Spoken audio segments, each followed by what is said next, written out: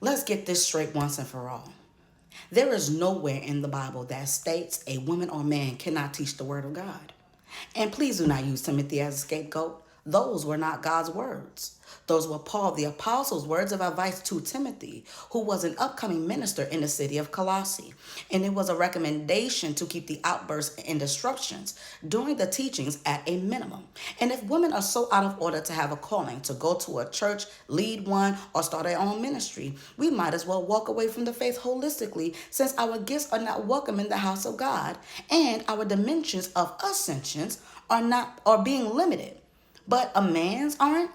But we all are flesh and blood. Because by that logic of women being silent means we can't prophesy, as Joel said, thus saith the Lord. But we can. So our limitations are nothing more than a devilish doctrine of hate and oppression to keep women small. I'm sure that would be anybody's argument. But tell me, if we truly heard God's voice instead of each other's, do you really believe women would receive judgment for leading a flock properly as a good shepherd, while God only validated men who are allowed to lead yet abuse their authority over mostly women? Because men don't want to be under such ridiculous leadership and then passing everything that the man of God says as God's intentions. Do you really think a woman's name will be removed from the book of life for teaching the word of God the same way a man does and will do, and maybe even better? Also, if I may add, if we understand fully the understanding of the word, it was not originally made in the English language. And the person that interpreted it did it at the cost of their own life due to the Pope's orders to have him killed for translating the holy word. For at that time, it was indeed a crime.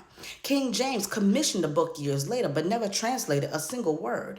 He had the same intentions as the Pope, and that was to remove all truth from the Bible that could threaten their place of authority, so all who read it would conform under a law that would never shake their empire or challenge anyone else concerning the powers that be. Which means what, Minister Jasmine?